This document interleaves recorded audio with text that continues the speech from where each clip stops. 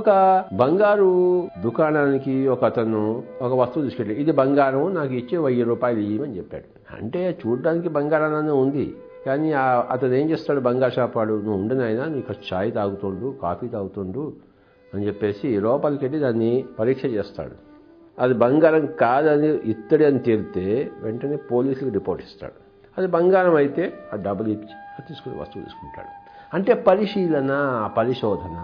ఆ ఇత్తడిని చూసి బంగారంగా కూడా అమ్మడానికి ప్రయత్నం చేయవచ్చు. లోపల వస్తువు ఉంటుంది, బయట మెరమెర ఒకటి ఉంటుంది కనుక కంటికి కనపడేది మెరమెరే, లోపల వస్తువు మనకి కనపడదు. అలాగే శరీరము ఆత్మ పదార్థం వల్ల నిల్చుంది, మనకి శరీరం కనపడుతుంది కానీ ఈ శరీరం అనేది బయట మెరమెర కనపడుతుంది కానీ మరి లోపల ఉన్న ఆత్మ కనపడదు. కనుక ఆత్మ అనేది ఎక్కడా లేదు అంటారు ఈ నాస్తికులు.